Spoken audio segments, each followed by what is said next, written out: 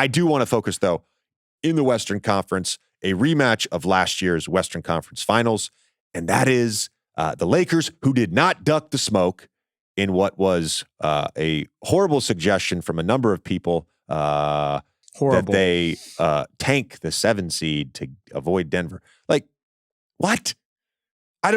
It's so asinine. I'm not even going to, I don't even want to waste my breath on it. You got to save your words, as we were saying. A little under the weather. All right. I've got back-to-back games Saturday and Sunday. I'm going to save my voice for this one. Okay. Let's focus on this Denver Lakers matchup. Lakers have lost the last 9 games against Denver. The last time they beat them was April 22.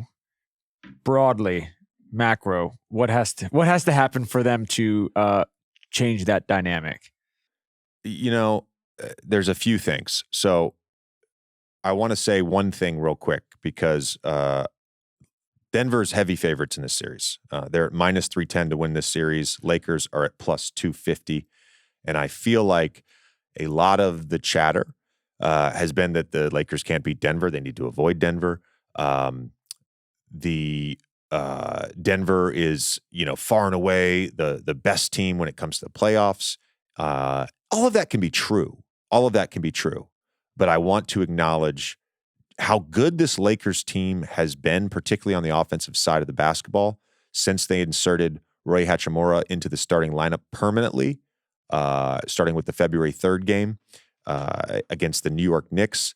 Since they put him in the starting lineup, they're 22-10. They have shot the shit out of the ball. Number 3 3-point percentage during that time frame. Number 3 offense during that time frame. Number 22 defense. So here's the deal, and that I want to reference the defense. We saw this last year in the conference finals. We've seen a number of teams do this year. You cross-match with Jokic, and you keep your rim protector off of Jokic. Jokic has scored against everybody, right? So I would expect the Lakers to do quite a bit of that. The thing with the Lakers, if you're trying to attack them, how can we get Anthony Davis away from the basket? And whether it's running high pick and rolls with whoever he's guarding, we could see some Jamal Murray pick and rolls with Aaron Gordon, let's say, if they're cross-matched that way. So keeping Anthony Davis in the paint, that's number one priority. Denver wants to score in the paint. They've been top 5 in points in the paint pretty much the whole season. They're not a high-volume three-point shooting team. They're not a high-pace team. They want to milk the clock, execute, and get baskets in the paint. That is what they do. Keep Anthony Davis in the paint. That's number 1. Number 2, you got to look for margins here. Where can we exploit the margins? If I'm the Los Angeles Lakers, I need to get LeBron James out in transition. I need transition buckets. The shooters, Austin Reeves, Taurean Prince, Hachimura, of course, D'Angelo Russell, who's had an incredible season. They have to shoot the ball well. Again, Denver, good three-point shooting team, not a high-volume three-point shooting team. Can they win the three-point battle? There. Fast break. Can they win that? There. And then, of course, with the Lakers, it's part of the discourse. This is a team that doesn't foul, and they are trying to get to the basket as well. They get fouled a lot. So if they can win the free throw battle per usual, those 4 factors right there, that's what I'm looking at in this series. You mentioned D'Angelo. Do you view him, this was the case in the playoffs last year as well, as a little bit of a, X factor, a little bit of a test in terms of how he goes, the team goes? I do for sure. I think depending on, different matchups in the playoffs, I would expect Austin Reeves to take a lot of the Jamal Murray assignment. He's a little bit bigger. That's what they've done a lot this year against guys like Jamal Murray. With the starting group, they put Austin Reeves on him. So the question becomes, how does Denver sort of target hunt with D'Angelo Russell? Can he battle defensively and stay on the floor? Because his offense, his playmaking, his ability to run pick and roll, let LeBron rest, his ability to spot up and shoot, catch, and shoot threes, shoot off the dribble, all that stuff. It's so important for the Lakers. So he's absolutely the X factor. The question is, when it's crunch time and it comes down to, can we guard the Jamal Murray, Nikola Jokic 2-man game, end of game, can D'Angelo Russell stay on the floor? I was going to ask about, broadly in the playoffs, sort of the the Keon Ellis's, if you will, the guys who are going to have an impact that, we saw it last night with Batum, but like the guys that are going to have an impact that we're not necessarily talking about right now. One guy I wanted to bring up in this series was Gabe Vincent, who did a good job on Murray in the finals last year. Do you feel like if the Lakers are really going to have a chance, where some of this advantage might just be is this depth?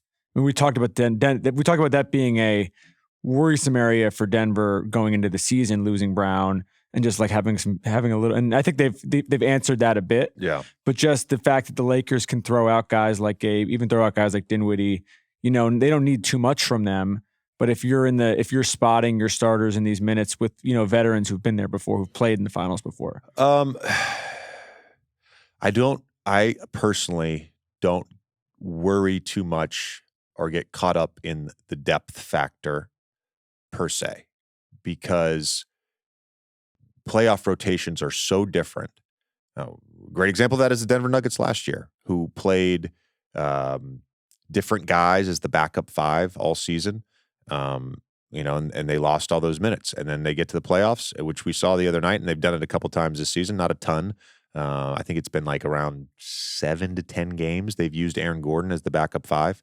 They're going to use Aaron Gordon as the backup five, right? So I think with the Lakers, as it relates to the Lakers, it's how are we managing the non-LeBron minutes?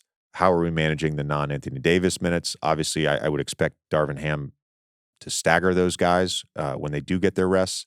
So it's not so much about depth. It's about essentially staying even when you don't have your core five on the floor. Gabe Vincent, certainly an X factor because of his ability at times to get hot. Hasn't had a healthy season, hasn't had a consistent season. I get all that. But we saw him in big moments last year in the playoffs step up and make shots. We saw this last night with Batum. It's like, can a guy come in a quarter and make 3 or 4 threes? Yeah. That changes the dynamic of a game. Yep. Philly was like, the Also energy in that building. You were there. Just vets. Yeah. It was like the Mike Breen free chicken call, and the crowd gets going, and then Batum hits a 3 on the next possession. All of a sudden, it's a different game. Yeah.